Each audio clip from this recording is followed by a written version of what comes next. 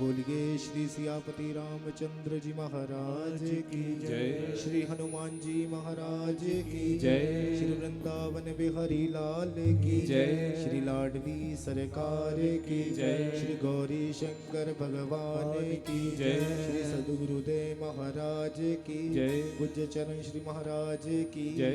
जय जय श्री राधे।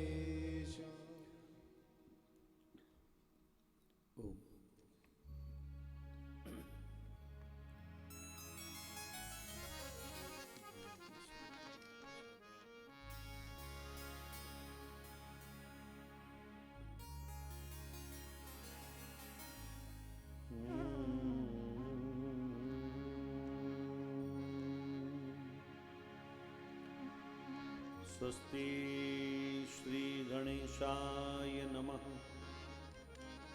श्री सरस्वती नमः, श्री वेदव्यासाय नमः, श्री शुकदेवाय नमः। सर्वेभ्यो देवेभ्यो नमः, सर्वेभ्यो ब्राह्मणेभ्यो नमः, सर्वेभ्यो वैष्णवेभ्यो नमः, सर्वेभ्यो संत चरण प्रवरेभ्यो नमः। मातृपितृ चरण कमलेभ्यो नमः। श्री सद्गुरुदेव चरण कमलेभ्यो नमः। वरहापीडं नटवरवपुकर्ण्यो कर्णिकारं बिभ्रद्वासः कनककपिशं वैजयन्तीं च मालां रङ्घ्रान्वेणोधरसुधया पूरयन् गोपवृन्दैर्वृन्दारण्यं स्वपदरमणं प्राविशद्गीतकीरतिः। ध्येयं सदा परिभवग्नम् अभीष्टदोहम् तीर्थास्पदं शिवविरञ्चिनुतं शरण्यं भृत्यार्तिहं प्रणतपाल्भवाब्धिपोतं वन्दे महापुरुषते चरणारविन्दं तप्तकाञ्चन गौराङ्गी श्रीराधे वृन्दावनेश्वरी श्रीवृषभानुसुते देवी प्रणमामि श्रीहरिप्रिया। श्रीरामदूताय विद्महे वायुपुत्राय धीमहि तन्नः कपिः प्रचोदयात्। ॐ नमो भगवते वायुनन्दनाय। भक्त भक्ति भगवन्त गुरु चतुर्नाम गपुए इनके पगवंदन किए नाशत विघ्न यानी। जय हो ब्रिजराज की बांसुरी की, गिरिधारी की जय, बनवारी की जय जय। ललिता रंग देवी विशाखा की जय, सुकुमारी श्री राधिका प्यारी की जय जय। ब्रजलता तरु बैठ के पल भर करो विश्राम, ब्रज रज मुख में डाली के सब बोलो श्री राधेश्याम, सब बोलो श्री राधेश्याम, सब बोलो श्री राधेश्याम।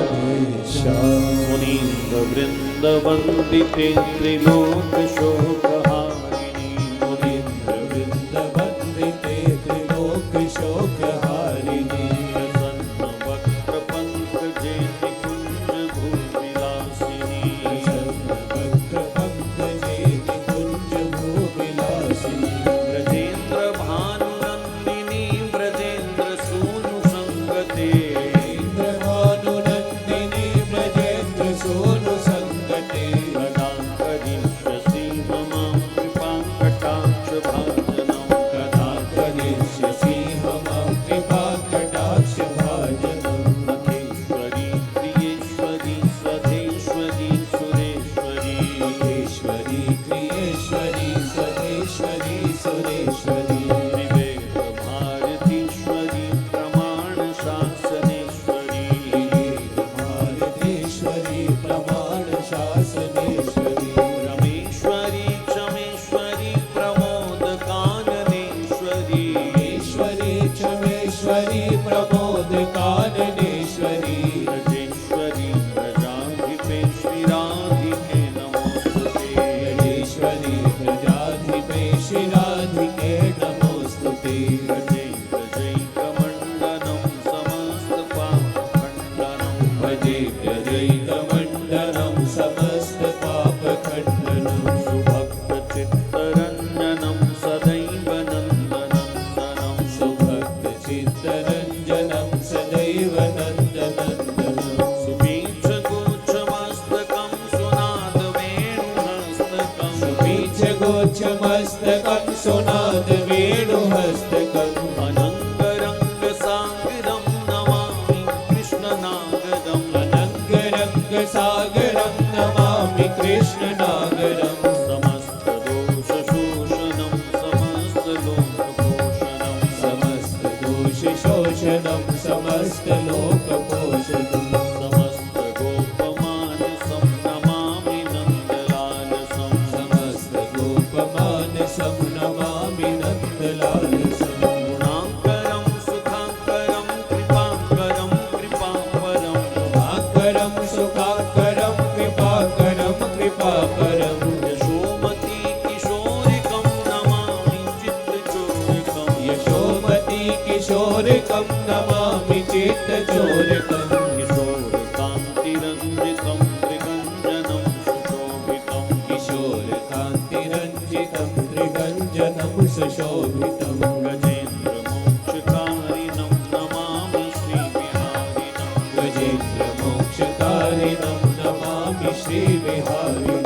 नमामि श्रीविहारिणं, नमामि श्रीविहारिणं। श्रीराधिके नमोस्तुते, श्रीराधिके नमोस्तुते, श्रीराधिके नमोस्तुते, श्रीराधिके नमोस्तुते, श्रीराधिके नमोस्तुते, श्रीराधिके नमोस्तुते, श्रीराधिके नमोस्तुते। हरे कृष्ण हरे कृष्ण, कृष्ण कृष्ण हरे हरे, हरे राम हरे राम, राम राम हरे हरे।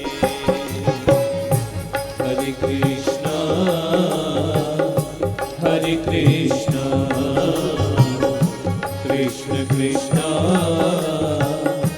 हरे हरे, हरे राम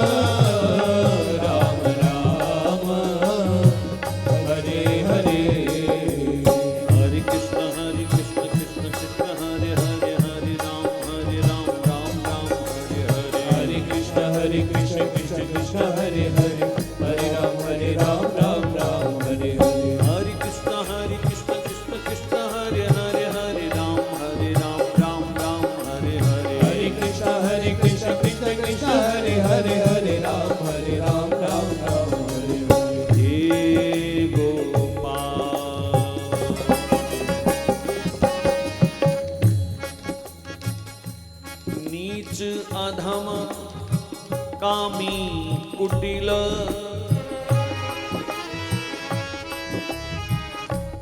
जो हूँ सो हूँ तो निज चरणन में राखियो नटवर नंद किशोर नटवर नंद किशोर मेरे प्राणों से प्यारे छोड़ जगत की आस पड़ाई अब तेरे द्वारे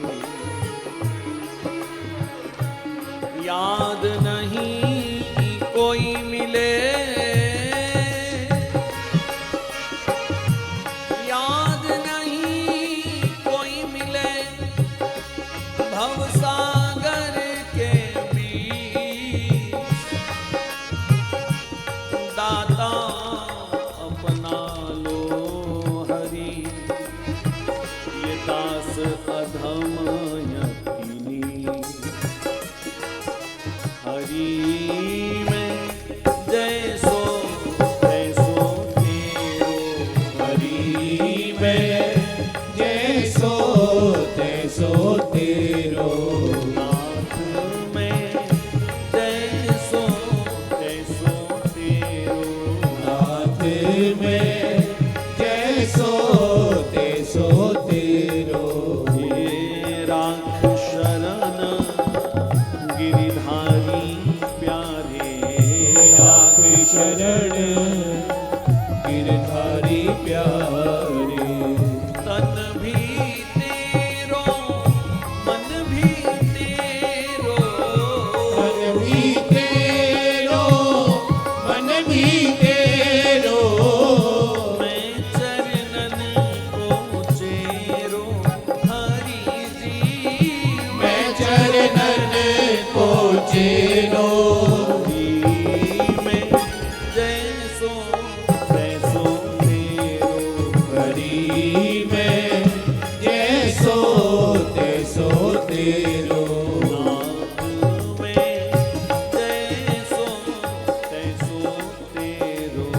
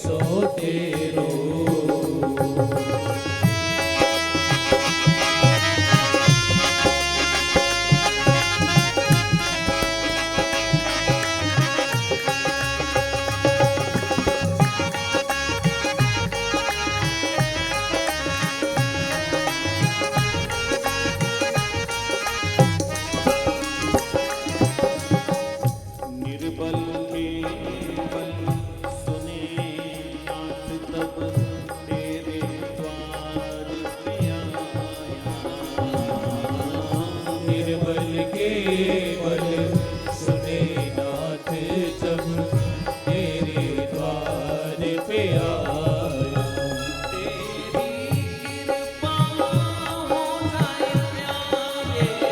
तेरी कृपा हो जाए प्यारे, सफल बने ये काया हरि, सफल बने ये काया।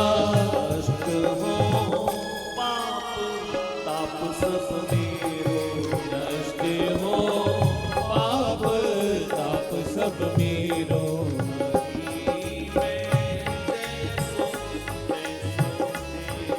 हरि में जैसो तैसो तेरो।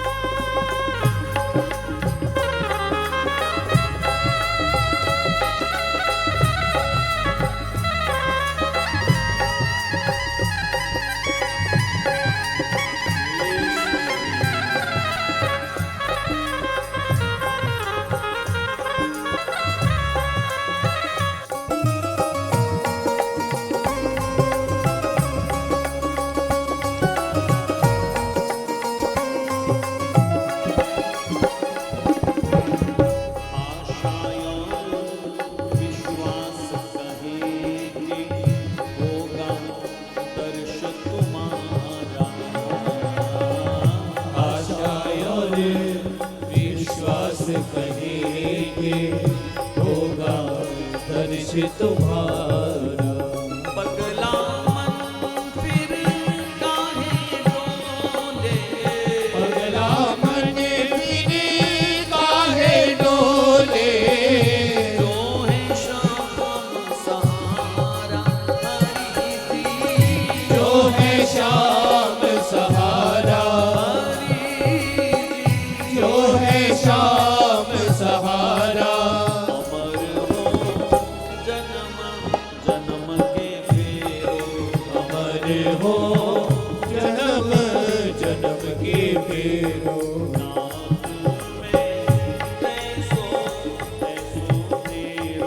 नाथ में जैसो तैसो तेरो।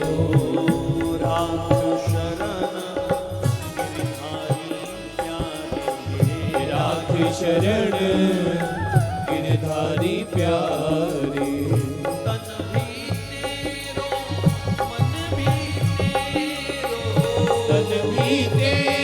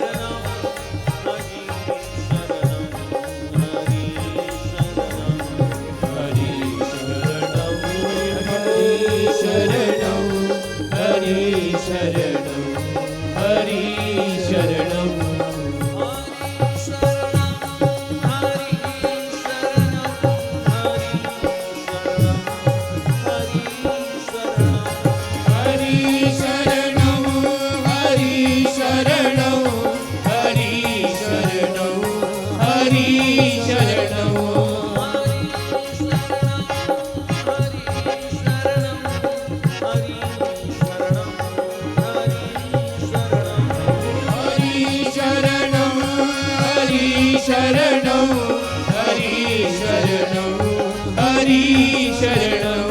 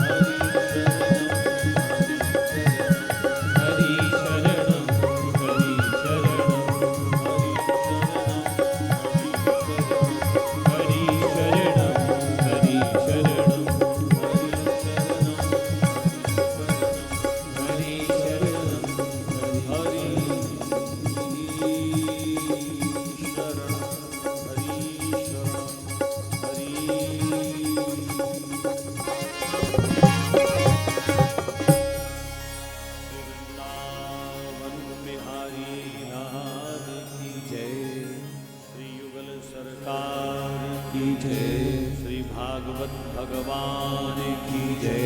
श्री सुखदेव जी महाराज की जय। श्री गौ माता की जय। श्री भारत माता की जय। श्री हनुमान जी महाराज की जय। श्री सब संतन हरि भक्तन की जय। श्री सत्य सनातन धर्म की जय। श्री सद्गुरुदेव महाराज की जय। जय जय श्री राम। जय जय श्री राम। जय जय श्री राम।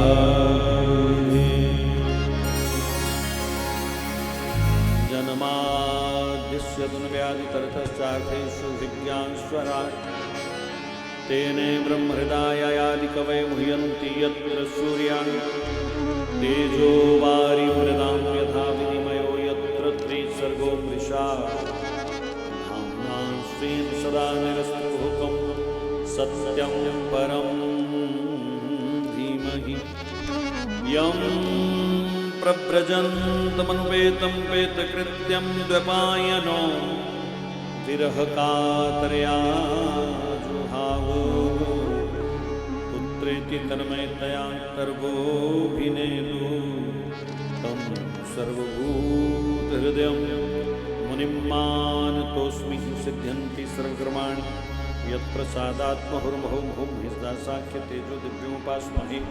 श्री सद्गुरुदेव चरणकमलेभ्यो नमः।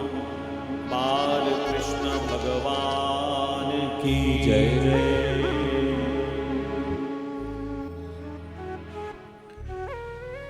पांच तत्वों को जोड़ करके भगवान ने इस सारी सृष्टि की रचना करी। अग्नि, जल, वायु, मिट्टी और आकाश। जो कुछ दिख रहा है इन पांच चीजों से बना है, कोई छठी वस्तु नहीं है। हमारा शरीर भी और ब्रह्मांड भी। भगवान ने पर्वत बनाए, सागर बनाए, रेगिस्तान बनाए, तारामंडल बनाए, नवग्रह बनाए। सप्तऋषियों का बहुत बड़ा क्षेत्र है। अरबों खरबों सितारे वाली वो आकाश गंगा, आकाश में हम रात को देख सकते हैं। लेकिन आश्चर्य की बात यह है कि सब में केवल यही पांच वस्तुएं हैं। जो शरीर की रचना है वही ब्रह्मांड की रचना है। यथा पिंडे तथा ब्रह्मांडे। ब्रह्मांड को समझना हो तो पिंड को समझ लीजिए, पिंड को समझना हो तो ब्रह्मांड को समझ लीजिए। मानो पूरे ब्रह्मांड का ये मनुष्य का शरीर एक सैंपल है, मॉडल है, छोटा। लेकिन व्यास भगवान कहते हैं इतना कुछ बना करके भी भगवान ने जो कुछ दिखाया ये सब मिथ्या है, काल्पनिक है, क्षणिक है, क्षणभंगुर है, नष्ट होने वाला है। इसमें से कोई भी सदा रहने वाला नहीं है, ना ये पिंड और ना ये ब्रह्मांड। पता नहीं कितनी बार ये ब्रह्मांड बने और कितनी बार नष्ट हुए। लेकिन भगवान ने एक बहुत बड़ी कृपा इस सारे ब्रह्मांड पर करी। यद्यपि सब कुछ नश्वर है, काल्पनिक है, मिथ्या है, लेकिन फिर भी जगत के प्रत्येक कण में भगवान स्वयं सम्राट बन करके विराजमान हैं। जगत के प्रत्येक कण में भगवान का वास है। यही इस संसार की, ब्रह्मांड की एकमात्र सच्चाई है। कहने का मतलब हम इस नश्वर संसार को ना देखें, इस संसार के प्रत्येक कण में वास कर रहे भगवान को देखें। थोड़े पैर सीधे करके बैठो भैया,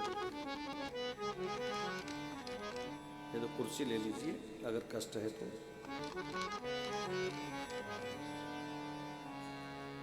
बाल कृष्ण भगवान की जय। तो सारे संसार के, जगत के, ब्रह्मांड के प्रत्येक कण में ठाकुर जी विराजमान हैं। यही एकमात्र इस संसार की सच्चाई है, बाकी सब झूठ है।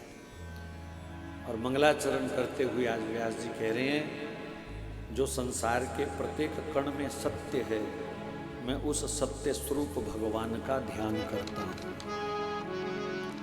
उस सत्य को मैं अपनी बुद्धि में धारण करता हूँ, अपने मस्तिष्क में धारण करता हूँ।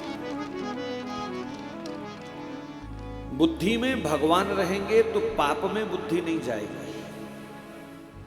बहुत सरल शब्दों से समझिए, बुद्धि में भगवान रहेंगे तो पाप में मन नहीं जाएगा, पाप में रुचि नहीं होगी। और पाप से बच गए तो जीवन में कोई ताप, कोई दुख फिर हमको पकड़ नहीं पाएगा। हमारे जीवन में आने वाले जितने भी दुख हैं वो हमारे किसी पाप का फल है, और पाप का फल अवश्य भोगना पड़ता है। कोई बचा नहीं आज तक। और पाप से केवल भगवान का चिंतन बचा सकता है, भगवान का भजन बचा सकता है। इसलिए व्यास जी कहते हैं हर समय हम आसन मार करके तो भजन कर नहीं सकते। घर गृहस्थी के लोग जो हैं उनको और भी मुश्किल है। हर समय वो समाधि लगा के तो बैठ नहीं सकते, माला पकड़ के तो बैठ नहीं सकते। तो उनके लिए ये सबसे बढ़िया सूत्र ये हुआ कि जगत के प्रत्येक कण में, यानी आप कुछ भी कर रहे हो, कहीं भी घूम रहे हो, किसी से भी मिल रहे हो, सब में विराजमान भगवान का दर्शन करो। चिंतन शुद्ध रहेगा, बुद्धि शुद्ध रहेगी, और भगवान का स्मरण, भगवान का ध्यान, भगवान का भजन अपने आप बना रहेगा। बुद्धि पाप में नहीं जाएगी। भगवान का भजन कम हो चलेगा, लेकिन विषयों का चिंतन अगर ज्यादा है, पाप का चिंतन अगर ज्यादा है, तो फिर सत्यानाश होगा ही होगा, कष्ट होगा ही होगा। जीवन में दुख आएंगे ही आएंगे। तो व्यास जी ने आज मंगलाचरण में सत्यम परम धीमहि, उस सत्य स्वरूप का मैं ध्यान करता हूं। वो भगवान सत्य है, ईश्वर ही सत्य है, बाकी सब झूठ है। वही सत्य है, वही शिवम है, वही सुंदरम है। तो व्यास जी ने भगवान के सत्य स्वरूप को अपने ध्यान में उतारा। मंगलाचरण में सुखदेव जी को भी वंदन किया, और फिर एक श्लोक हम सब श्रोताओं के लिए लिखा। आप कथा सुनने आए हो कि वृंदावन दर्शन करने जा रहे हो कि गंगा नहाने जा रहे हो कि कुंभ नहाने जा रहे हो, कोई भी धर्म का आप काम कर रहे हो, तो व्यास जी कहते हैं मन में कामना रख करके कोई ऐसा काम मत करना। कोई पाठ, कोई पूजा, कोई जप तप हवन यज्ञ कामना रहित होकर के करना। भगवान से मांगना कपट है, भगवान से मांगना छल है, भगवान से मांगना बेईमानी है, क्योंकि परमात्मा ने हमारे हिस्से का सब कुछ दे करके ही हमको संसार में भेजा। फिर हम जबरदस्ती कैसे कर सकते हैं? फिर जबरदस्ती कैसे मांग सकते हैं? ये भी दे दो, वो भी दे दो, ये नहीं है, वो नहीं है। हमारे भाग्य में हमारे कर्मों के अनुसार जो हमारा हक बनता था वो भगवान ने सब हमको देने के बाद ही संसार में भेजा। पहले बना प्रारब्ध, पीछे बना शरीर। पहले भाग्य लिखा जाता है, इतने जमीन मिलेगी, इतने फुलके मिलेंगे, इतने चावल मिलेंगे, इतने क्विंटल दाल मिलेगी, इतना गुड़ मिलेगा, इतना मक्का मिलेगा, इतना सरसों का साग मिलेगा। ये सब जन्म से पहले लिख दिया जाता है। भगवान ने ना तो हमारे साल लिखे हैं, ना श्वास लिखे हैं। राशन पानी लिख दिया, कोई चाहे तो 50 साल में खत्म करे, कोई चाहे तो 80 साल में खत्म करे, कोई चाहे तो 125 साल में खत्म करे। जैसे ही कोटा पूरा होगा, राशन पूरा होगा, धरती से जीव को उठा लिया जाएगा। बड़े बड़े महापुरुष जो लंबी आयु जीते हैं, कई कई वर्ष अन्न नहीं खाते, फलाहारी रहते हैं, निराहारी रहते हैं, बहुत उपवास करते हैं। यही कारण है कि उनकी आयु लंबी हो जाती है, क्योंकि उनका अन्न का कोटा खूब बचा रहता है। भोगी लोग बहुत खाते हैं, जो पैदा ही इसलिए हुए कि खा लीजिए, खूब खा लीजिए, बस मुफ्त का मिल रहा है तो भी खा लो, घर में ज़्यादा बन गया फेंकना पड़ेगा, चलो खा लो, अब लेके आया काहे को छोड़ना, मान रख लो, इसका खा लो, है ना। ब्याह शादी में शगन तो दिया ही हुआ है, अब खा लो। तो जितना ज़्यादा खाओगे उतनी जल्दी संसार से जाओगे। तो भगवान सब कुछ लिख करके फिर पैदा करता है। उसके बाद भी हम अगर भगवान से मांगते हैं तो व्यास जी कहते हैं ये कपट है। और आदमी वैसे मांगता भी कपट से है। बाजार दुकानदार को 100 रुपया देकर के 100 रुपये की चीज मांगेगा, 100 रुपया देकर के वो 150 वाली चीज नहीं मांग सकता। और भगवान को 11 रुपये चढ़ा करके कहेगा 5 लाख वाली लॉटरी दे दो। मतलब 11 रुपये में बदले में 5 लाख रुपया चाहता है, 2 लाख रुपया चाहता है। 101 में तो कहता है कि बगल वाले 2 किल्ले मेरे हो जाएं, प्रभु कृपा कर दो, बस 101 में 2 किल्ले दे दो। तो इससे बड़ा छल कपट और क्या हो सकता है।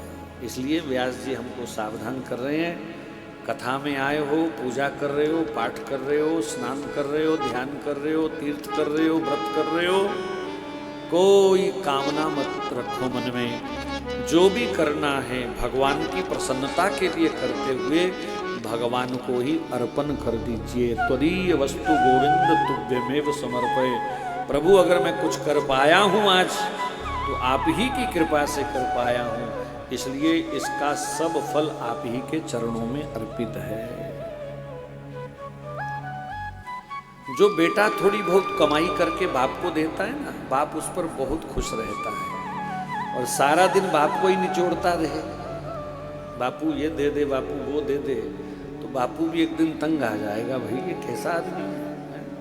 लेकिन कोई बेटा अपनी कमाई में से 100-500 भी ला करके बाप को देता है ना, बापू लियो चाय पानी पी लियो जरा जाके बाहर, तो बाप प्रसन्न हो जाता है। ऐसे ही हम सबका भी व्यवहार होना चाहिए। अपने परम पिता के निमित्त उनकी सेवा के लिए, उनकी खुशी के लिए कभी गौ माता की सेवा कर दी, कभी साधु ब्राह्मण की सेवा कर दी, किसी गरीब गुरुबे की सेवा कर दी। ये सब सेवाएं भगवान को ही जाती हैं, भगवान को ही पहुंचती हैं। तो आखिरी जो इस श्लोक में बात है, कभी भी भगवान से मत मांगिए। किसको कब क्या चाहिए ये भगवान को अच्छी तरह पता है, अच्छी तरह पता है। कोई वस्तु नहीं मिल रही तो समझ लेना अभी समय नहीं आया, अभी हमारी योग्यता नहीं है, अभी हमारी पात्रता नहीं है, अभी हम इसको संभाल नहीं सकते। जैसे बीमार बेटे को माँ चटनी पकौड़े खाने को नहीं देती, बेटे का गला खराब हो तो माँ चटनी पकौड़े खाने को देगी? नहीं देगी। क्यों नहीं देगी? क्योंकि उससे प्यार करती है, उसको पता है इस चटनी पकौड़े से उसका गला और खराब हो जाएगा, वो बीमार हो जाएगा। ऐसे ही भगवान कोई चीज़ अगर हमको नहीं दे रहे तो समझो वो हमसे बहुत प्यार करते हैं, इसलिए नहीं दे रहे। अभी उसका समय नहीं आया, अभी हालात हमारे अनुकूल नहीं हैं, इसलिए वो नहीं दे रहे। समय आएगा वो जरूर देंगे। भगवान ने जिसको पैदा किया है उसकी कोई कमी भगवान रहने नहीं देते। 100-500 दिहाड़ी करने वाला बाप भी चाहता है मेरे बच्चे सुखी रहें, खुश रहें। तो इतना बड़ा हमारा मालिक ठाकुर हमारा बाप, क्या वो चाहेगा कि हम कमी में रहें, दुखी रहें? वो भी हमको खूब सुखी रखना चाहते हैं, इसलिए मांगने की कोई जरूरत नहीं। नैमिष की पवित्र धरती पर सूत जी के चरणों में शौनक ऋषि ने सूत जी महाराज से कुछ प्रश्न किए हैं जो बड़े समझने वाले प्रश्न हैं। ये प्रश्न समझ आ जाएं तो सारी भागवत समझ आ जाएगी, जीवन का सार समझ में आ जाएगा। पहला प्रश्न था, महाराज जीवन की सबसे बड़ी प्राप्ति क्या है, उपलब्धि क्या है, श्रेय क्या है, महानता क्या है, धन्यता क्या है? सारे गांव की जमीन खरीद लें, क्या हम धन्य हो जाएंगे? एमएलए बन जाएं, एमपी बन जाएं, राष्ट्रपति बन जाएं, गवर्नर बन जाएं, धन्य हो जाएंगे? सारी दुनिया हमको सल्यूट मारे, क्या धन्य हो जाएंगे? 10-20 फैक्ट्रियां लगा लें, धन्य हो जाएंगे? शरीर बहुत सुंदर है, चेहरा बड़ा सुंदर है, धन्य हो जाएंगे? इनमें से कोई भी वस्तु आपको धन्य नहीं कर सकती। आज जो लोग सल्यूट मार रहे हैं वही लोग कल को जूते मारने के लिए भी खड़े होंगे कहीं ना कहीं। बड़े बड़े नेताओं का यही हाल होता है, कभी उनका दबदबा होता है और कभी पब्लिक उनको पटक पटक के मारती है। बड़े बड़े धनवान लोगों का यही हाल हुआ। कितनी उदाहरणें हैं, जो 4 दिन पहले करोड़पति थे, अरबपति थे, वो 5-4 महीने में ही कर्जाई होकर के इधर उधर दुम दबा करके छुप रहे हैं, भाग रहे हैं, भगौड़े हो रहे हैं। संसार की किसी भी वस्तु से आप धन्य नहीं हो सकते, सफल नहीं हो सकते। इसलिए सूत जी ने जो निचोड़ बात कही, जीवन उसी का धन्य है जिसने भगवान के चरणों की निश्चल भक्ति प्राप्त कर ली। परमानंद इसी में है, परम सुख इसी में है। संसार के किसी भी पदार्थ की इच्छा ना बचे और केवल भगवान से प्रीत बच जाए, यही जीवन की धन्यता है। इस स्थिति में आने के बाद आप कभी भी जीवन में कोई कमी महसूस नहीं करोगे। आपको कभी शिकायत नहीं होगी कि ये नहीं मिला, वो नहीं मिला, ये नहीं हुआ, वो नहीं हुआ। हमारे बाबा की पीछे फोटो लगी है, इनका अगर शरीर देखा जाए तो आदमी एक दिन ना जी सके, लेकिन कितनी मस्ती है, कितना जीवन में परोपकार है। लाखों लाखों लोगों को नाम जपवा दिया, लाखों लाखों लोगों को श्री जी के चरणों से जोड़ ही नहीं दिया, बांध दिया कस के। और शारीरिक स्थिति देखी जाए तो कोई स्वीकार ही नहीं कर सकता, लेकिन कभी उनके मुख से हाय शब्द सुनने को नहीं मिला, कभी उनके मुख से निराशाजनक कोई बात नहीं मिली कि मुझे क्या कष्ट है और क्यों कष्ट है। आजकल का कोई भक्त होता, माता बोलते नहीं थे,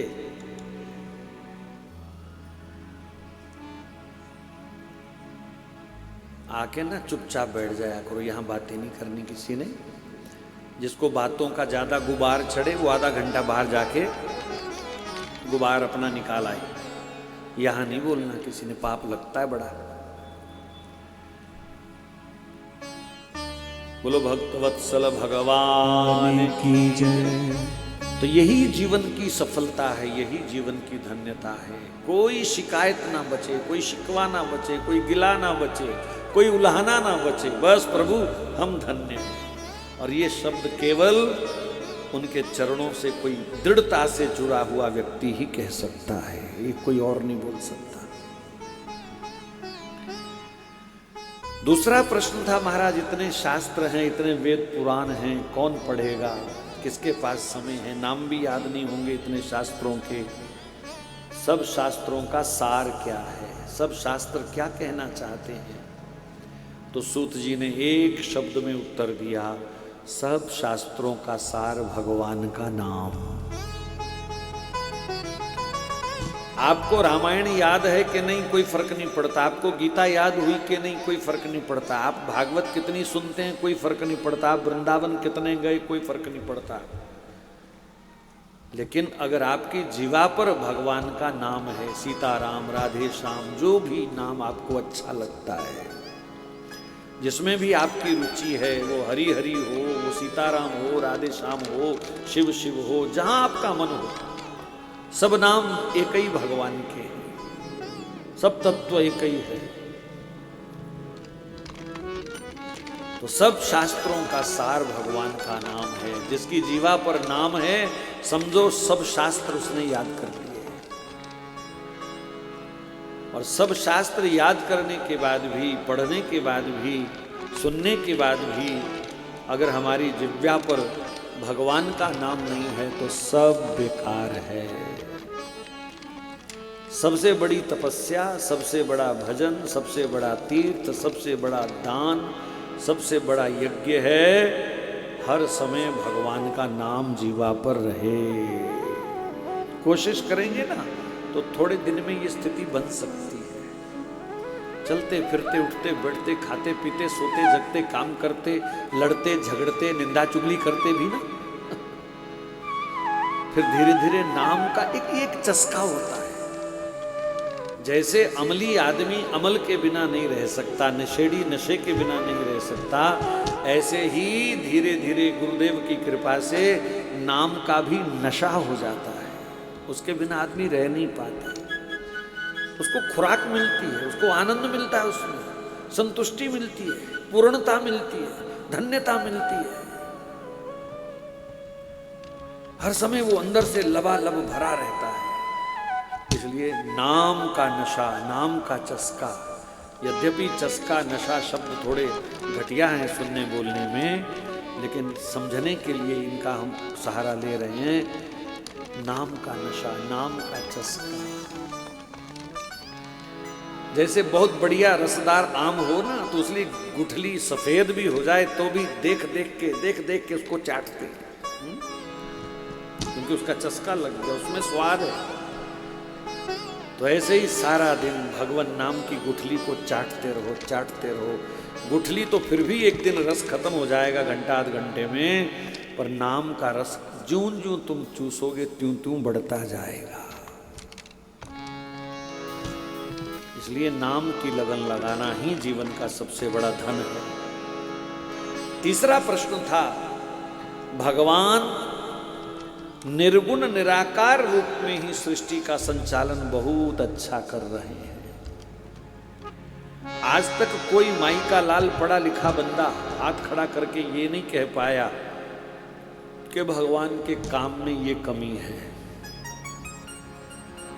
कोई भी व्यवस्था आप देख लीजिए, आपको चैलेंज देके कह रहा हूं, आप एक भी कमी नहीं निकाल सकते कि भगवान ने ये गलत किया, ये घटिया किया, ऐसा नहीं, ये सूरज इधर से नहीं इधर से चढ़ना चाहिए था, ये हवा ऐसी नहीं ऐसी होनी चाहिए थी, ये वर्षा ऐसे नहीं ऊपर से नहीं नीचे से आनी चाहिए थी। मतलब इससे परफेक्ट कुछ हो ही नहीं सकता जो भगवान ने किया है। कई युगों का, करोड़ों नहीं अरबों वर्षों का भगवान का अनुभव है इसमें।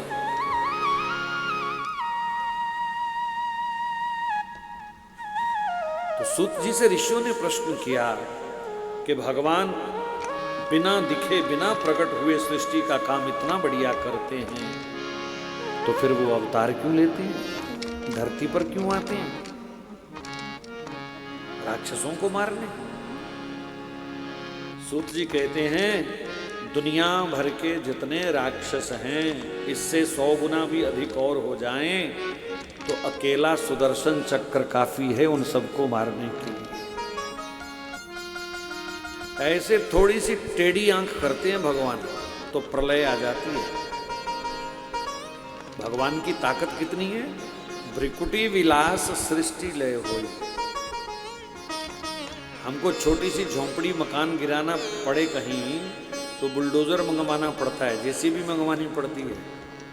और इतनी बड़ी दुनिया, इतनी बड़ी सृष्टि, और ठाकुर जी बुलडोजर कैसे चलाते हैं? ऐसे थोड़ी सी आंख ऊपर करते हैं, टेढ़ी करते हैं, ऐसे करते हैं। चल भाई छुट्टी, धड़ाधड़ सब 1 मिनट में खत्म। तो क्या ऐसी शक्ति रखने वाले भगवान को, रावण को, कुंभकर्ण को, कंस को मारने के लिए धरती पर आना पड़ेगा? वहीं से उनको उठा सकते हैं बड़े आराम से, उनका स्विच ऑफ कर सकते हैं। तो फिर अवतार क्यों लेते हैं? तो सूत जी ने बड़ी प्यारी बात कही। यही बात रामायण में, यही बात अन्य शास्त्रों में लिखी है। अपने प्रेमी भक्तों से मिलने के लिए भगवान का अवतार होता है और कोई कारण नहीं। महाराज ये भक्तों का प्रेम इतना प्रबल होता है जो ठाकुर जी को उस धाम से खींच लेता है। अवतार का अर्थ होता है उतरना।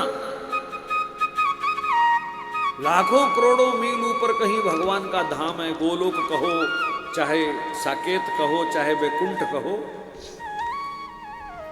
तो कितने करोड़ों मील ऊपर है भगवान जाने। लेकिन भक्तों से मिलने के लिए भगवान अपने धाम से धरती पर उतरते हैं, सिर्फ भक्तों के प्रेम के लिए। रावण को मारने के लिए भगवान अयोध्या से लंका तक नहीं गए।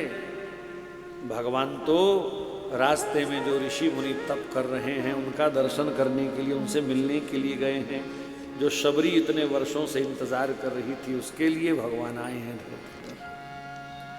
वो केवट कई जन्मों से इंतजार कर रहा है, इसलिए भगवान आए हैं। तो यही भगवान के अवतार का प्रयोजन है, अपने भक्तों से मिलना। कितनी बार आए? कहा वैसे तो कोई गिनती नहीं, फिर भी भगवान के मुख्य रूप से 24 अवतार हुए। सबसे पहला अवतार सनक, सनंदन, सनत कुमार, सनातन, 4 ऋषियों के रूप में। अभी आगे भी चर्चा आएगी आज कल। दूसरा अवतार भगवान वराह रूप में आए हिरण्याक्ष को मारने। तीसरा अवतार श्री नारद जी के रूप में। नारद जी भगवान का अवतार हैं। कई माताओं को आदत होती है, कोई निंदा चुगली करने वाला मिल जाए तो कहती है नारद मुनि है, नारद मुनि। नरक जाओगे अगर ऐसा बोलोगे तो। नारद जी जैसा परोपकारी महात्मा कोई दूसरा नहीं है। नारद जी साक्षात भगवान के अवतार हैं। तीसरा अवतार है भगवान का। चौथा अवतार नरनारायण अवतार। आज भी बद्रीनाथ क्षेत्र में नरनारायण पर्वत के रूप में भगवान तप कर रहे हैं। वहीं बद्रीनाथ भगवान तप कर रहे हैं। भगवान को भी तप करना पड़ता है, तब सृष्टि चलती है। तो बिना तप के हमारा घर कैसे चलेगा, हमारा जीवन कैसे चलेगा? तप तो करना पड़ेगा। पांचवा अवतार भगवान का कपिल नारायण के रूप में आगे कथा आएगी। छठा अवतार दत्तात्रेय जी के रूप में भगवान आए। सातवां अवतार यज्ञ नारायण। ये जो हम हवन करते हैं, ये हवन की जो अग्नि है ये नारायण है। नारायण कभी भी अग्नि पर हड्डी मांस नहीं पकाना, अंडे वंडे नहीं पकाने।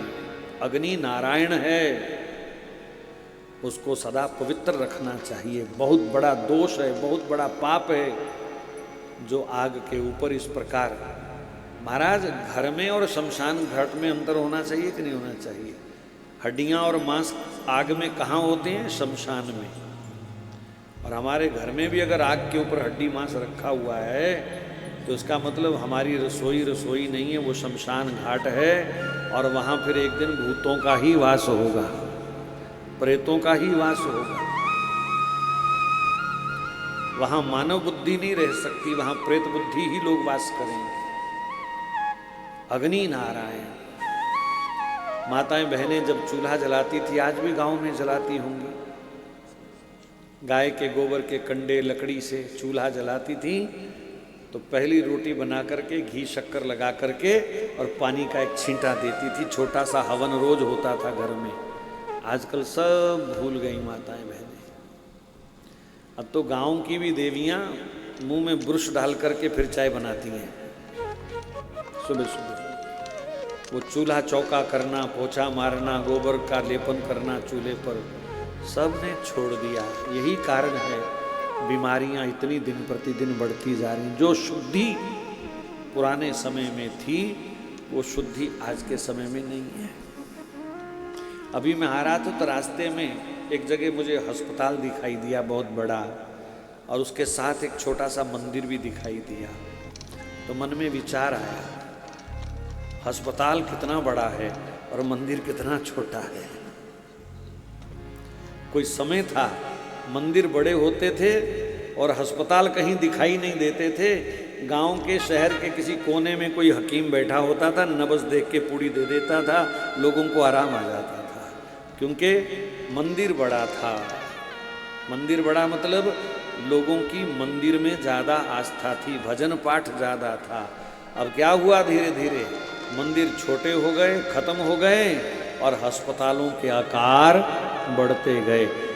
आप पूरे पानीपत में घूम के गिनती करना, मंदिरों की संख्या ज़्यादा है कि अस्पतालों की और डॉक्टरों की ज़्यादा है, देख लेना। अस्पतालों की संख्या ज़्यादा मिलेगी आपको। तो आज भी अपने आप को सुधारा जा सकता है। अगर अध्यात्म हमारा बढ़ जाएगा तो इन रोग से, शोक से हम आज भी बच सकते हैं। नानक दुखिया सब संसार, पर सो सुखी जो नाम आधार। जिसने नाम का आधार बना लिया, जिसने भगवान को अपना सब कुछ मान लिया, ऐसे लोग आज भी सुखी रह सकते हैं। रामायण में लिखा है, रोगों का नाश अस्पताल जाके नहीं होता, राम कृपा नाशई सब रोगा। राम जी की कृपा से ही सब रोगों का नाश होता है। मतलब भजन करने से ही रोग नष्ट होते हैं। भजन ही जीवन देता है, ये अर्थ है इसका। तो मैं चर्चा कर रहा था भगवान का 7वां अवतार यज्ञ नारायण अवतार। घरों में हवन किया करो, महीने में एक दिन तो जरूर किया करो। कोई ब्राह्मण पंडित ना भी मिले तो अपने गुरु मंत्र से कर लिया करो। कुछ नहीं आता तो श्री राम जय जय राम स्वाहा, बस इतना ही कर लिया करो। श्री कृष्ण गोविंद हरे मुरारे, हे नाथ नारायण वासुदेव स्वाहा। ऐसा करने से घर की बीमारियां, घर के रोग क्लेश सब दूर रहते हैं। शुद्ध गाय के घी से, देसी गाय के घी से अगर हवन करें तो 1 महीना घर के अंदर पॉजिटिव एनर्जी रहती है। सकारात्मकता 1 महीना घर में बनी रहती है। कैंसर, टीबी, डेंगू, मलेरिया, कोई कीटाणु आपके घर में प्रवेश नहीं कर सकता। इतनी ताकत है हवन में, क्योंकि यज्ञ नारायण है और नारायण अपने भक्तों का पालन करते हैं, पोषण करते हैं। आगे चल करके भगवान का ऋषभदेव जी के रूप में अवतार हुआ। एक बहुत तपस्वी महापुरुष के रूप में ऋषभदेव जी प्रकट हुए, संसार को भजन करने की प्रेरणा देने के लिए। समुद्र मंथन में सर्वप्रथम भगवान कछुआ बनकर के पीठ पर मंदराचल पर्वत को लेकर के खूब कष्ट सहा, रगड़ सही, ताकि संसार को अमृतत्व दिया जा सके, अमृत तत्व दिया जा सके। फिर वही भगवान धन्वंतरी बन करके अमृत कलश लेकर के प्रकट हुए। वही भगवान मोहिनी बन करके उस अमृत की रक्षा करते हैं। राक्षसों को अमृत से दूर किया और देवताओं को अमृत पिलाया। यहां परीक्षित ने एक महत्वपूर्ण प्रश्न किया, कहा गुरुजी मेहनत दोनों ने बराबर करी, राक्षसों ने भी और देवताओं ने भी, पर भगवान ने अमृत केवल देवताओं को दिया, क्या मेहनत का फल बराबर नहीं होना चाहिए था? बड़ी समझने वाली बात है। सुखदेव जी ने क्या उत्तर दिया? बोले मेहनत तो सब करते हैं, पर मेहनत करते समय जिनका ध्यान भगवान में रहता है, अमृत तत्व उन्हीं को मिलता है, बरकत उन्हीं को मिलती है। जब समुद्र मंथन हो रहा था ना, तो भगवान की पीठ पर पर्वत था, तो देवता रो रहे थे, प्रभु हमारे लिए आप कितना कष्ट सह रहे हो। बार बार उन्होंने कहा प्रभु निकले आओ बाहर, हमको नहीं चाहिए अमृत, हम छोड़ रहे हैं ये काम, आप बाहर आ जाओ। भगवान ने कहा मुझे कुछ नहीं होता, चुपचाप लगे रहो। लेकिन देवताओं का मंथन करते समय ध्यान भगवान में ही रहा, लेकिन राक्षसों ने एक बार भी भगवान को नहीं देखा। वो देख रहे थे माल क्या निकल रहा है और किधर जा रहा है। उनका केवल सामान पर ध्यान था। तो जिनका भगवान पर ध्यान रहता है वही देवता होते हैं, और जिनका सामान में ही ध्यान रहता है वही राक्षस होते हैं।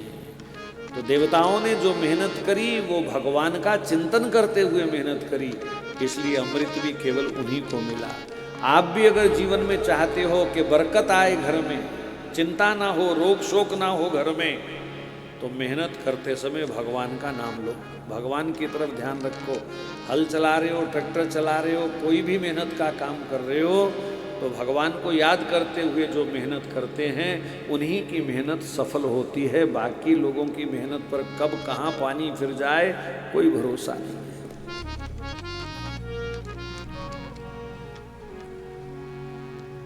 आगे चल करके भगवान का श्री परशुराम नरसिंह भगवान के रूप में अवतार हुआ। उससे पहले क्षमा करें वामन अवतार, फिर नरसिंह अवतार, फिर परशुराम अवतार, फिर श्री रामचंद्र जी के रूप में अवतार। द्वापर में भगवान पहले वेदव्यास जी के रूप में प्रकट हुए और तत्पश्चात कृष्ण बलराम के रूप में प्रकट हुए। हयग्रीव अवतार, हरि अवतार।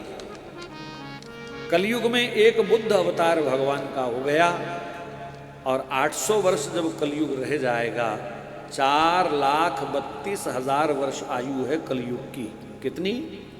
4,32,000 वर्ष। 800 वर्ष जब रह जाएंगे वापिस अंतिम, तो संबल ग्राम के अंदर विष्णु यश नाम के एक श्रेष्ठ ब्राह्मण के घर में भगवान का कल्कि अवतार होगा। बोलो कल्कि भगवान की जय। नीले घोड़े पर सवार होकर के भगवान सब दुष्टों का नाश करेंगे और धर्म की स्थापना करते हुए सतयुग की शुरुआत करेंगे। ऐसा भागवत जी ने कलयुग के अंत तक की व्यवस्था हमको बताई है, कैसे भगवान इस कलयुग के अंत तक भी सनातन धर्म की रक्षा के लिए अवतार लेने वाले हैं। इसलिए सिर्फ अपना कर्म साफ रखो, भगवान का भजन करो, बाकी कलयुग में हमारे सनातन धर्म की रक्षा की जिम्मेवारी तो भगवान ने ली ही हुई है अंत तक। लेकिन उसके बीच का समय बड़ा खतरनाक है। आज ही हालात इतने गंदे हो चुके हैं। पहले भी मुगलों के समय में कितना अत्याचार हिंदुओं पर हुआ, उसका वर्णन करना सुनना बड़ा मुश्किल है महाराज। इतनी यातनाएं दी, और फिर उसी तैयारी के साथ इस देश के अंदर वो मलेच्छ वर्ग काम कर रहा है। आप सब लोगों को एकजुट रहना चाहिए, भजन के बल से, सत्कर्म के बल से अपने आप को मजबूत करना चाहिए। बोलो भक्तवत्सल भगवान की जय। श्री कृष्ण गोविंद हरे मुरारे, हे नाथ नारायण वासुदेव। श्री कृष्ण गोविंद हरे मुरारे, हे नाथ नारायण वासुदेव।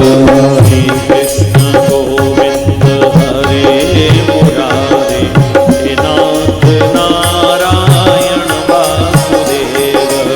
श्री कृष्ण गोविंद हरे मुरारी, नाथ नारायण वासुदेव, नाथ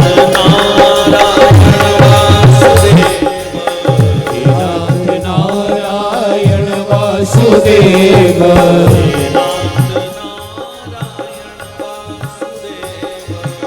नाथ नारायण वासुदेव, नाथ नारायण वासुदेव,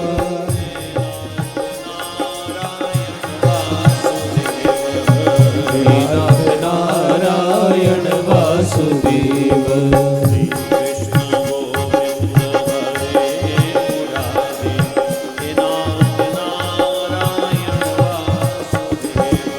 श्री कृष्ण गोविंद हरे मुरारी, श्री कृष्ण गोविंद हरे मुरारी, नाथ नारायण वासुदेव, श्री कृष्ण गोविंद हरे मुरारी, नाथ नारायण वासुदेव।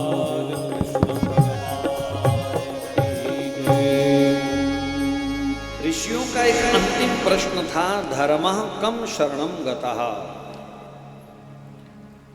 धर्म किसकी शरण में गया। मतलब धर्म हमेशा भगवान की शरण में रहता है, अथवा धर्म की रक्षा सदा भगवान करते हैं।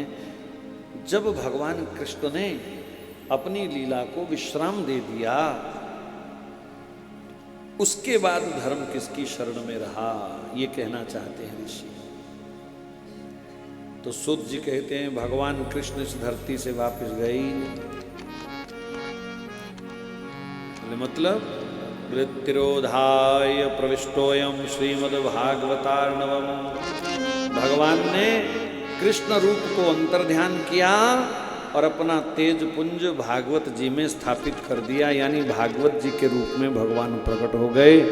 इसका मतलब कलयुग में धर्म भागवत जी की शरण में है। धर्म की परिभाषा हमारे लिए वही होनी चाहिए जो भागवत जी हमको समझा रही हैं। भागवत जी का मुख्य जो उपदेश है वो सिर्फ यह है कि भगवान से प्रेम करो। जो लोग ये कहते हैं कि भगवान के भजन में मन नहीं लगता, क्यों नहीं लगता जी? कारण पता चला किसी को आज तक?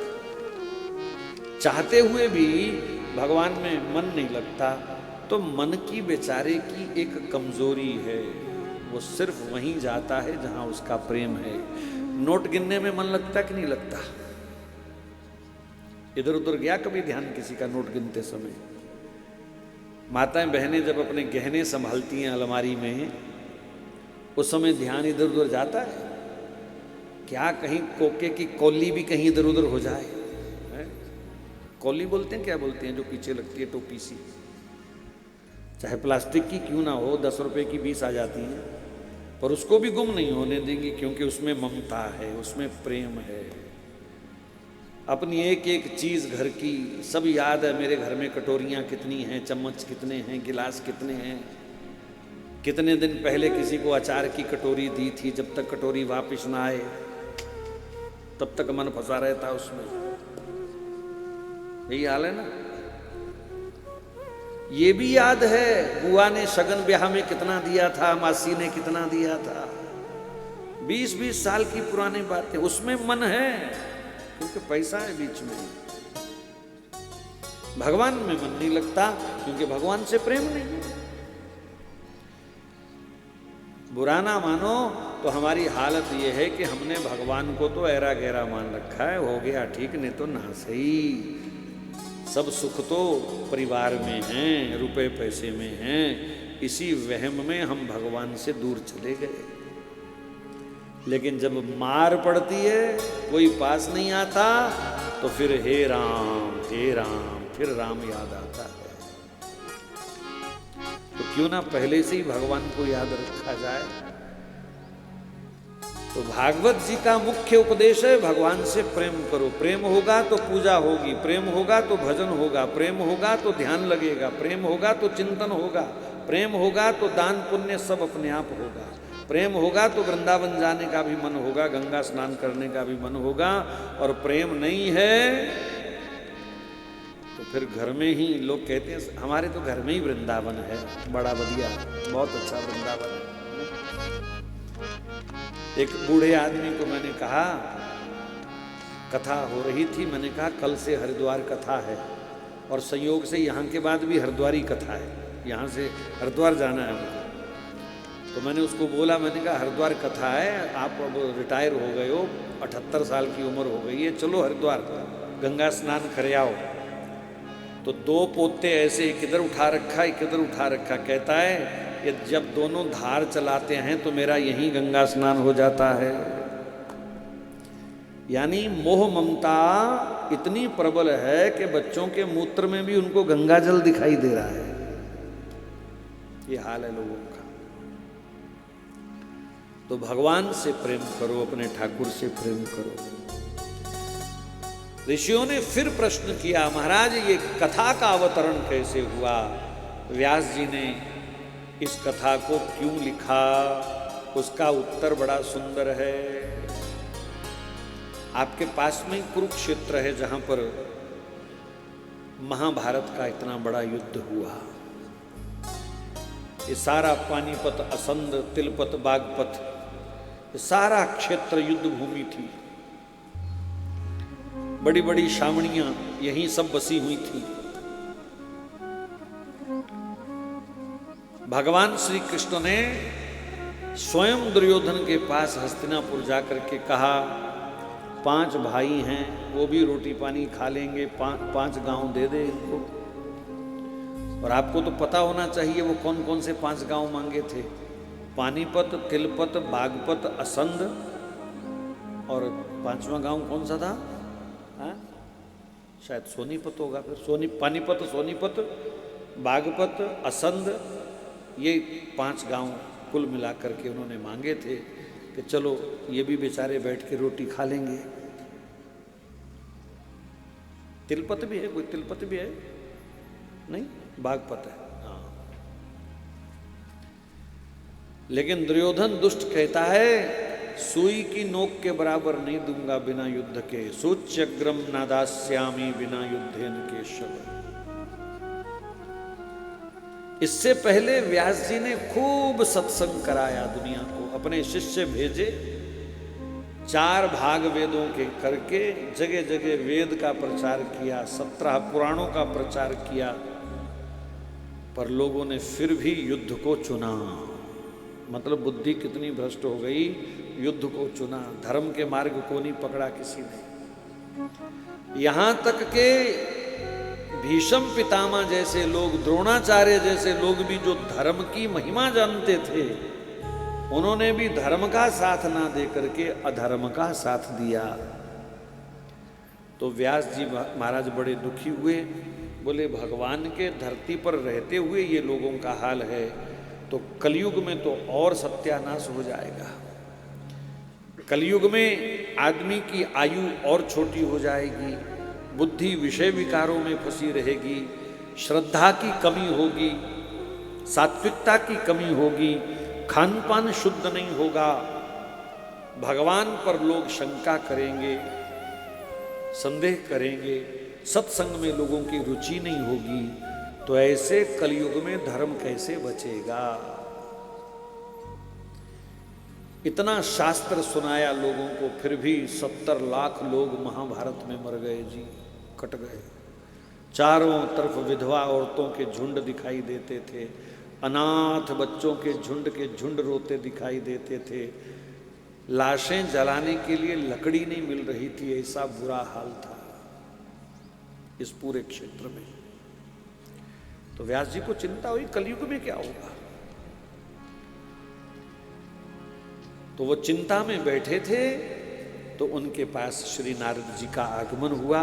व्यास जी क्या बात है? बोले ऐसे ऐसे कलयुग को लेकर के चिंता में हूं, कैसे लोगों में धर्म कर्म बचेगा। तब नारद जी ने व्यास जी को बड़ा सुंदर उपदेश दिया।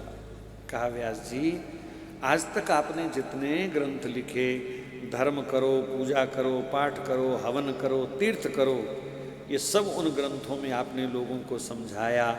लेकिन अब तुम मेरे कहने से श्रीमद् भागवत जी की रचना करो और उसमें एक ही बात लोगों को सिखाओ कि भगवान से प्रेम करो। प्रेम चित्त को शुद्ध करता है, प्रेम कर्म को, स्वभाव को, व्यवहार को शुद्ध करता है। प्रभु प्रेम का प्रबल वेग ही मोह माया के झंझट से जीव को निकाल सकता है, क्योंकि ज्यादातर लोग पाप करते हैं मोह से ग्रस्त होकर के,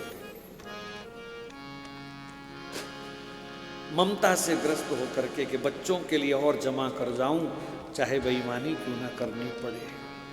लेकिन प्रेमी जो होता है भगवान का, उसके अंदर त्याग भाव, शुद्धि, ईमानदारी अपने आप आने लगती है। इसलिए व्यास जी अब आप भागवत जी की रचना करो और लोगों को भगवान से प्रेम करना सिखाओ।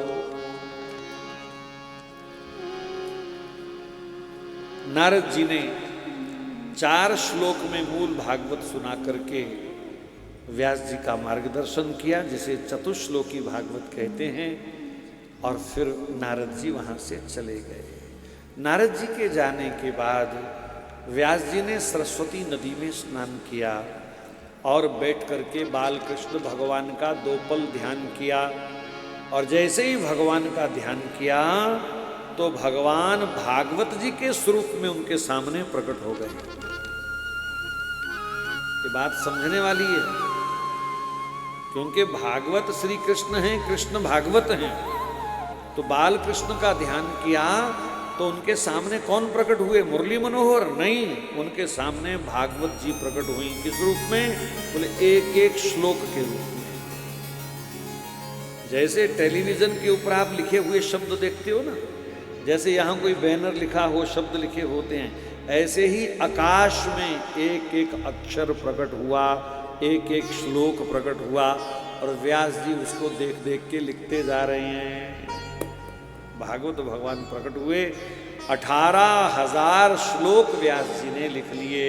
बोलो भागवत भगवान की जय। इस प्रकार भागवत जी का प्राकट्य हुआ।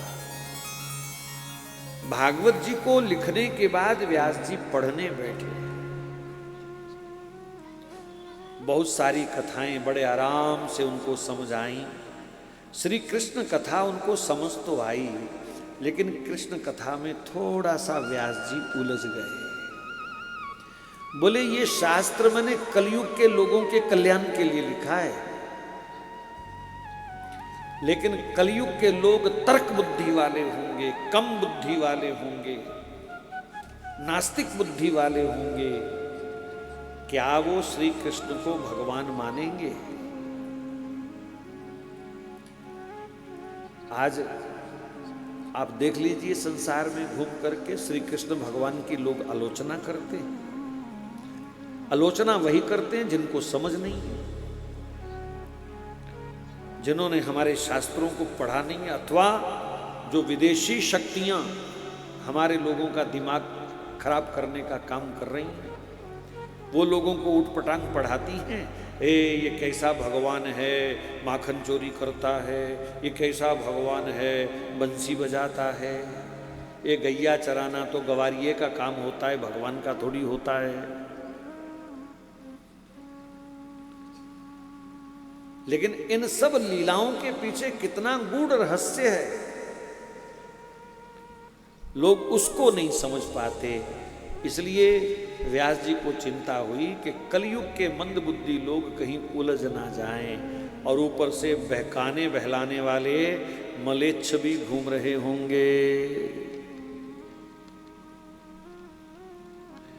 आपके हरियाणा में तो थोड़ा कम है महाराज, पंजाब में जाकर के देखो, ये धर्मांतरण करने वाले कैसे लोगों को बहका रहे हैं। 2 साल में लगभग 4 लाख हिंदू सिख उन्होंने ईसाई बना दिए हैं।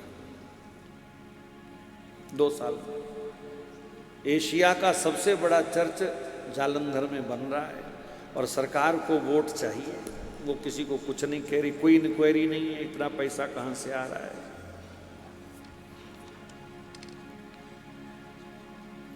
मंदिर छुड़ा दिए लोगों के, घर के अंदर से मूर्तियां फोटो निकाल निकाल करके लोगों ने बाहर रख दी हैं। कई सिखों ने अपने गात्रे उतार करके रख दिए, घर के गुटका साहब निकाल निकाल के बाहर रख दिए। कोई लंगर नहीं खाना, कोई प्रसाद नहीं खाना, कोई व्रत नहीं करना, सब म्लेच्छ बन गए, म्लेच्छ बस। और चर्च में उनको जो लंगर खिलाया जाता है, हड्डियां खिलाई जाती हैं, मीट खिलाया जाता है उनको, यानी लोभ लालच में सबका धर्म भ्रष्ट कर दिया। अब मीट में पता नहीं कुत्ते का खिलाते हैं कि गाय का खिलाते हैं, ये हाल है।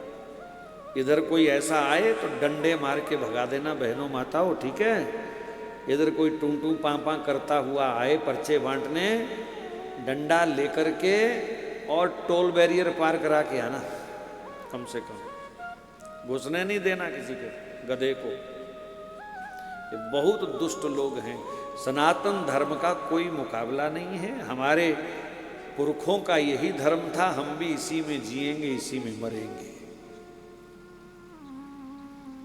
ये छोटे छोटे पंथों ने पूरे सनातन धर्म के अंदर छेद कर दिए, छेद, छलनी छलनी कर दिया, लोगों का दिमाग खराब कर दिया। इसलिए भागवत कथा की जरूरत है। मुझे जब इन्होंने कहा ना कथा गांव में होगी, मुझे बड़ा अच्छा लगा। शहरों में तो होती रहती है और गांव के अंदर कथा होना बहुत जरूरी है। पर मुझे थोड़ा सा अभी कष्ट है कि गांव के लोगों ने वो रुचि अभी नहीं दिखाई जो दिखानी चाहिए। हम और भी कई गांवों में कथा करते हैं, 20-20 हजार लोग, 25-25 हजार लोग, 50-50 हजार लोग पता नहीं कहाँ से गांव के आते हैं, दूर दूर गांव से 10-10 किलोमीटर से पैदल आते हैं। ऐसे ऐसे गांव में भी हमने कथाएं की हैं। और यहाँ पता नहीं कौन सी ट्यूशन पढ़ने जाती हैं माताएं, आती नहीं है निकल के, बड़ी मुश्किल। आज तो मैं डर गया, जब मैं आया कोई भी नहीं था यहाँ पर। मैंने सोचा आज तो दरी और गद्दे ही सुनेंगे कथा, पर बड़ी कृपा करी, थोड़े थोड़े एक एक दो दो देवियाँ आने लगी। बड़ी कृपा है आपकी, बनाए रखिए। हाँ, 2-4 और ले आइयो निकाल के।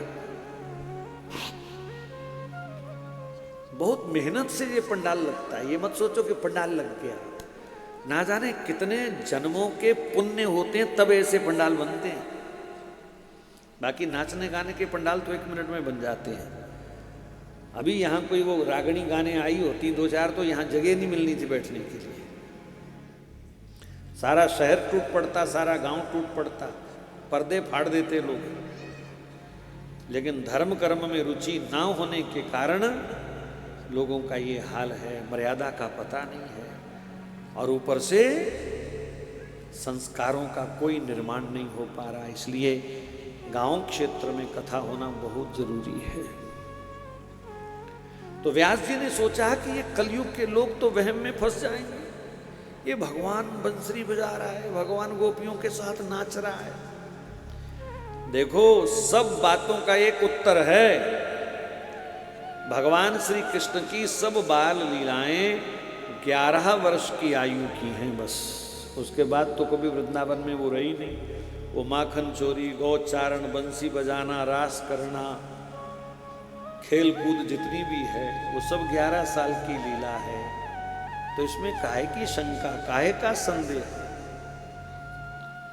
उसके बाद तो सुदर्शन चक्रधारी निकले हैं बाहर, सारी दुनिया पे धर्म की स्थापना उन्होंने करी है।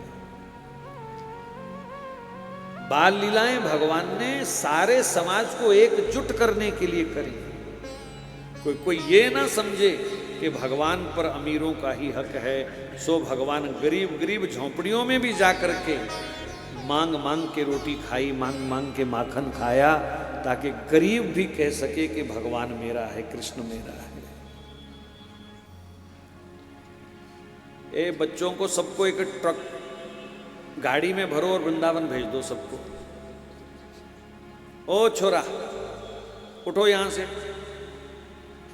चलो बाहर, चलो बाहर, चलो। आप नहीं बैठ पाओगे यहां, चलो शाबाश।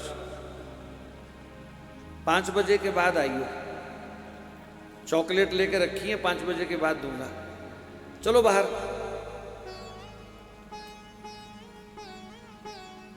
जाओ कार्टून देखो मां के सराहने बैठ के।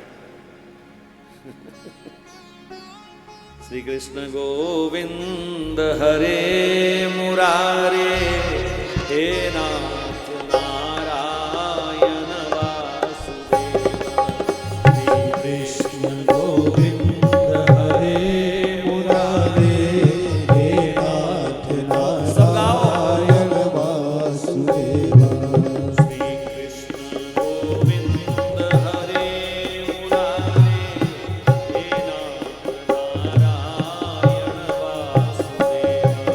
श्री कृष्ण गोविंद हरे मुरारे, हे नाथ नारायण वासुदेव। श्री कृष्ण गोविंद हरे मुरारे, हे नाथ नारायण वासुदेव। श्री कृष्ण गोविंद हरे मुरारे, हे नाथ नारायण वासुदेव। कृष्ण गोविंद हरे मुरारे, हे नाथ नारायण वासुदेव। श्री कृष्ण गोविंद हरे मुरारे, हे नाथ नारायण वासुदेव। बाल कृष्ण भगवान की जय। तो व्यास जी ने थोड़ी चिंता रखी मन में कि भगवान कृष्ण पर कलयुग के लोग कहीं संदेह ना कर बैठे। कोई ऐसा महापुरुष चाहिए जो भगवान की लीलाओं को ऐसे ढंग से समझाए कि सब लोग श्री कृष्ण से प्रेम करें। अब ऐसा महापुरुष कहां से लाए? इस काम की भी जिम्मेवारी श्री नारद जी ने ली। नारद जी ने कहा व्यास जी चिंता मत करो, मैं ढूंढता हूं, प्रयास करता हूं। और श्री नारद जी महाराज सीधे कैलाश पर्वत पर भोले बाबा से मिलने चले गए, क्योंकि भोले बाबा से बढ़कर के कौन बता सकता है ऐसे महापुरुष का पता। लेकिन कैलाश पर्वत पर पहुंचने पर पता चला कि शंकर जी तो ब्रह्मा जी से मिलने ब्रह्मलोक पधार गए। पार्वती जी अकेली बैठी थी। पार्वती जी के गुरु हैं नारद जी, तो गुरु जी का स्वागत किया, सत्कार किया। गुरुदेव आज कैसे कृपा करी, कैसे आना हुआ? तो नारद जी कहते हैं कई दिनों से मेरे मन में एक प्रश्न चल रहा था, सो उसका हल ढूंढने के लिए आया हूं। बोले क्या प्रश्न है? बोले वो आपके पति के गले में जो मुंडों की माला है, उन मुंडों को मैंने कई बार ध्यान से देखा, वो किसी औरत के मुंड हैं, स्त्री के मुंड हैं। आप जरा पता करके बताओ ऐसी कौन सौभाग्यशालिनी ये स्त्री है जिसके मुंडों की माला भगवान शिव धारण करते हैं। और सुनो देवी, मैंने कई बार ध्यान से देखा वो मुंड भी किसी एक ही स्त्री के हैं। तो ऐसी कौन सौभाग्यशालिनी है जिससे भगवान शिव इतना प्यार करते हैं?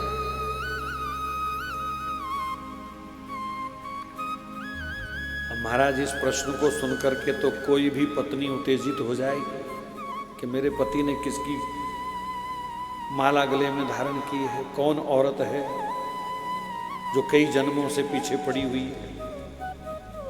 जैसे ही शंकर जी आए तो पार्वती जी का मुंह थोड़ा सा फूला हुआ था। शंकर जी ने पूछ लिया देवी क्या हुआ? कभी ऐसा स्वागत आपने हमारा किया नहीं, हम जब भी आते हैं बड़े आनंद से आप हमको मिलती हैं। आज कौन सी शंका आ गई मन में, कहीं गुरुजी तो नहीं आए थे? तो एकदम कहती है मेरे गुरुजी से क्यों चिढ़ते हो? आज उन्होंने ही तो मुझे सही रास्ता दिखाया, सही दर्शन कराया आपके विषय में, इसलिए आपको आज बताना पड़ेगा ये कौन मेरी सौतन आपके गले में लटकी रहती है, बताओ ये किसकी मुंडमाला है? शंकर भगवान भी समझ गए कि श्री नारद जी का इरादा कितना नेक है। वो मेरे भीतर छुपी हुई अमर कथा को, भागवत को बाहर निकालना चाहते हैं ताकि जगत का कल्याण हो सके। नहीं तो ये कथा रहस्य बनी रहेगी। और भगवान शिव से बढ़िया कोई अनुभवी महापुरुष वक्ता नहीं है ऐसा जो इस अमृत को यथार्थ परोस सके। देखो, अमृत मिल भी जाए तो उसको भी खाने का तरीका होता है, और तरीके से जहर भी खा के पचाया जा सकता है, और बिना तरीके के अगर जहर मार सकता है तो अमृत भी मार सकता है। कथा अगर भगवान के प्रति श्रद्धा पैदा करती है तो सुनाने वाला कोई ऐसा वैसा मिल गया तो कथा सुन करके शंका भी पैदा हो सकती है, श्रद्धा खत्म भी हो सकती है। आजकल महाराज ऐसे ऐसे गीत बन चुके हैं, ऐसे ऐसे कीर्तन बन चुके हैं कि आम आदमी श्रद्धा करता ही नहीं है। शंकर जी को तो नशेड़ी सिद्ध कर दिया महाराज, ये तो नशेड़ी है कोई।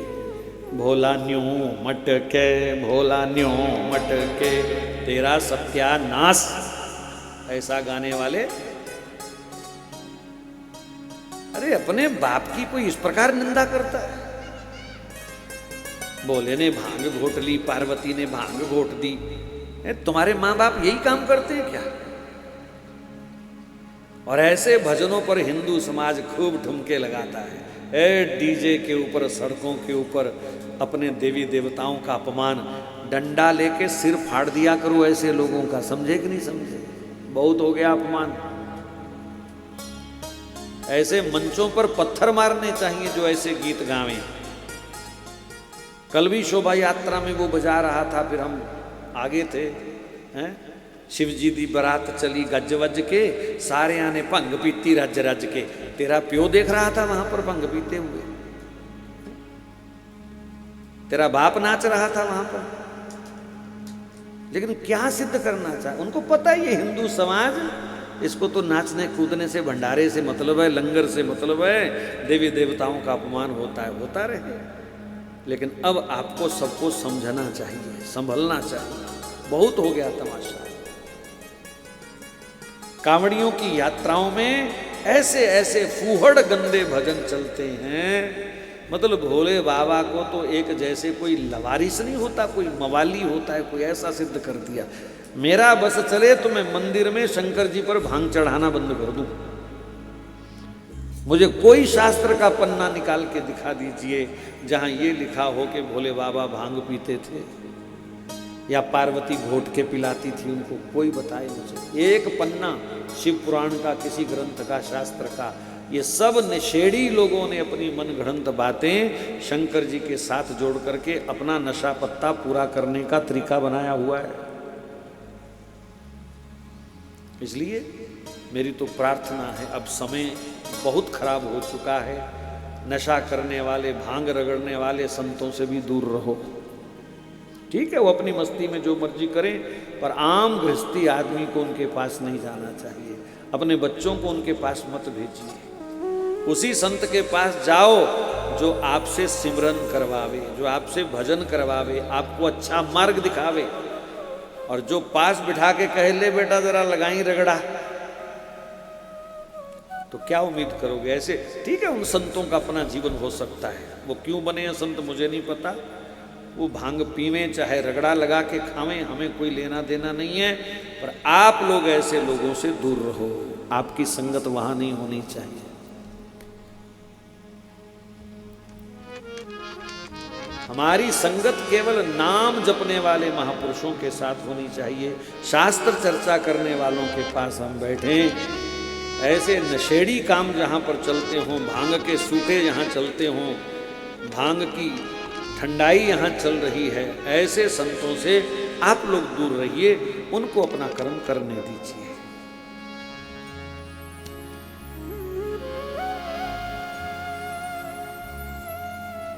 तो शंकर भगवान तो सदा नाम के नशे में चूर रहते हैं, उनको नाम से ही फुर्सत नहीं है।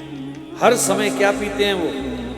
पढ़ो रामायण, पुनि सोई राम राम दिन राती, पुनि सोई राम राम दिन राती, पुनि सोई राम राम दिन राती। वो हर समय राम नाम का खूब आनंद पीते, उनको फुर्सत कहाँ है किसी और काम को करने की।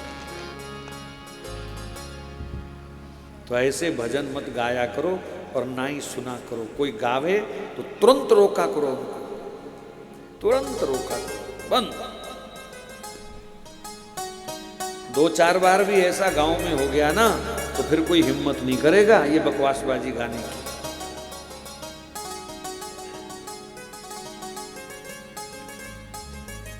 तो पार्वती जी ने पूछा कौन है जो आपके मुंडों की माला बनी हुई है? गुरुजी ने कहा किसी स्त्री के मुंड हैं, एक ही स्त्री है, कौन है?